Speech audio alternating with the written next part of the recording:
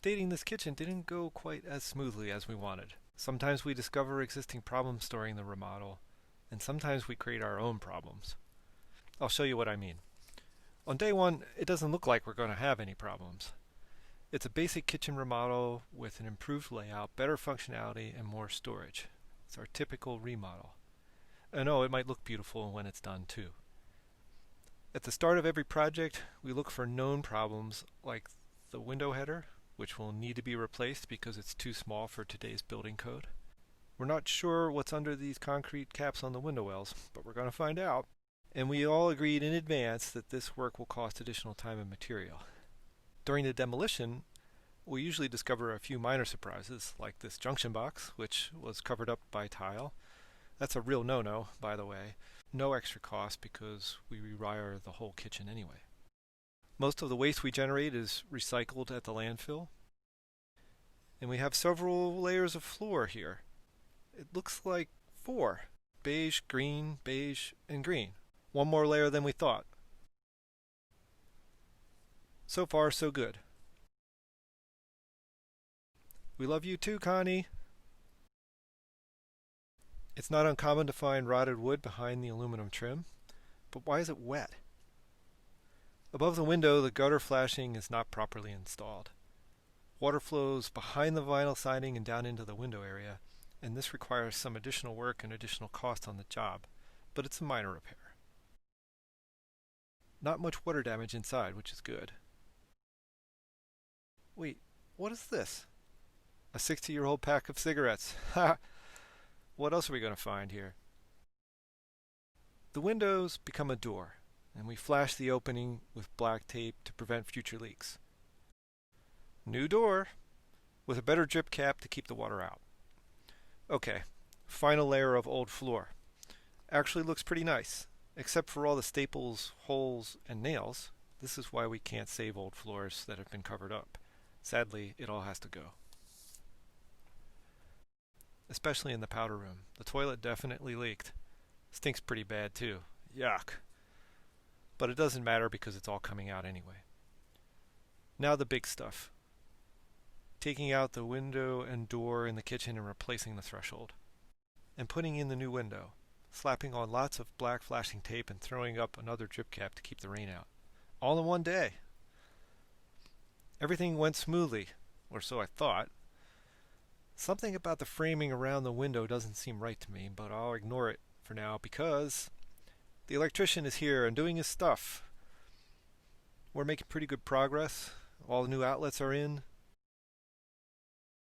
So, at 3 in the morning last night, I woke in a cold sweat. I looked at yesterday's video footage to figure out why.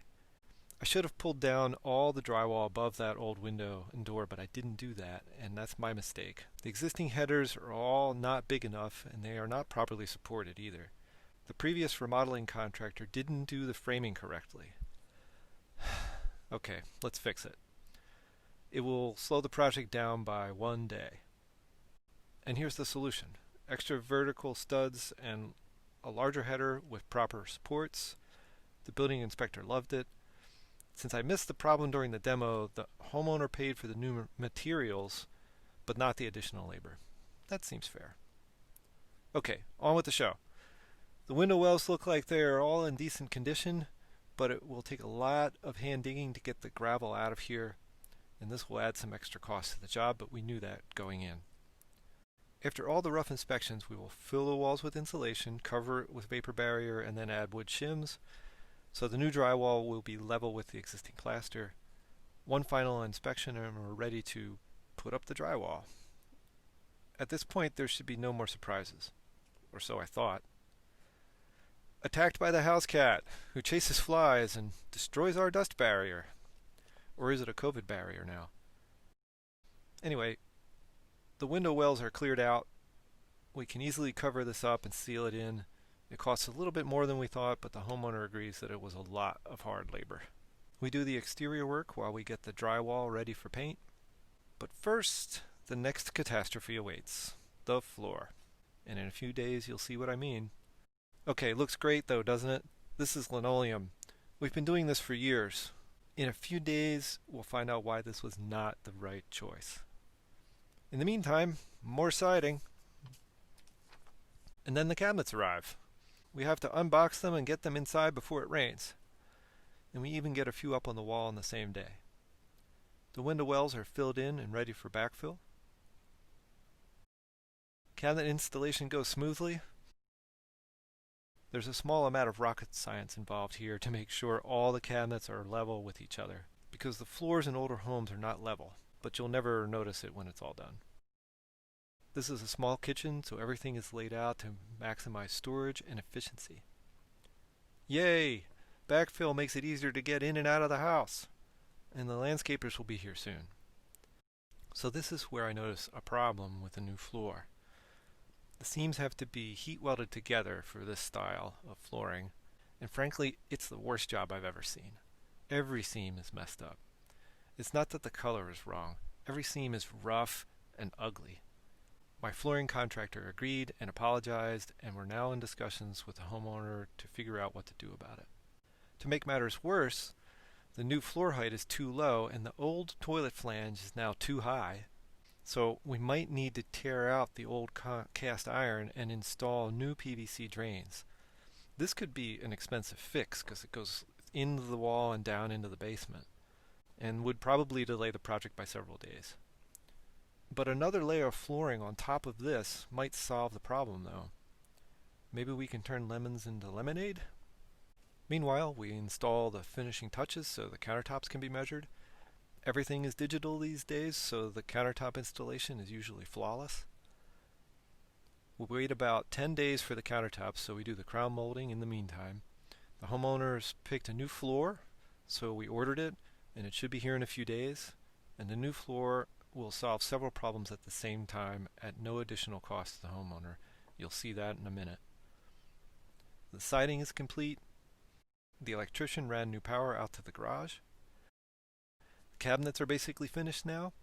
All the hardware is installed, the doors and drawers are adjusted and aligned, and the crown molding is completed. So let's install this sleek new microwave.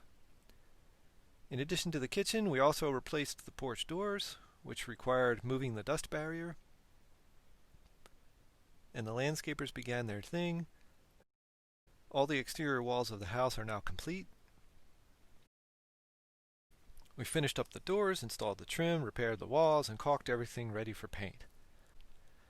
We can finally give the porch back to our very nice homeowners. And in the kitchen, we reused some of the old trim to match the existing window over the sink. While the flooring guys install the new floor, we build the stoop. And the new floor is done the same day. This is a floating click-in style, which is different than the glue-down sheet underneath. This is linoleum again, but no seams this time. Looks beautiful. The homeowners love it. No extra cost to the homeowner and virtually no delay to the project. The toilet flange does not need to be replaced because the floor height is raised another ½ an inch. This is like a total win-win outcome. The next day we tidy up the stoop and the exterior is all done. The trim is next, reusing as much of the old trim as we can. The powder room is starting to come together. New light fixtures, way more light than the original kitchen. We're going to wait a few more days on the countertops, so we install a temporary sink and countertop, reinstall the appliances, and hand the house over to the homeowner to use for a while. Owner selected granite countertops. Everything fits perfectly, and this is going to look really good with a white tile backsplash. Dishwasher and plumbing are installed. This is a nice, deep, functional sink for such a small kitchen. With an offset drain, there's plenty of room for additional storage underneath. Okay, tile backsplash, basic white subway. Don't go too crazy with a lot of patterns or colors in a small kitchen. Well, in any kitchen for that matter. And we're done. Here are some of the storage features. Deep pull-out corner shelves, roll-out trays, cookie sheet divider, a double trash recycling drawer, easy to access corner shelves. And that's how we got from this to this. Thank you to the homeowners for working with us through all the surprises. You can read their review by clicking on the link in the description below this video. Have a great day.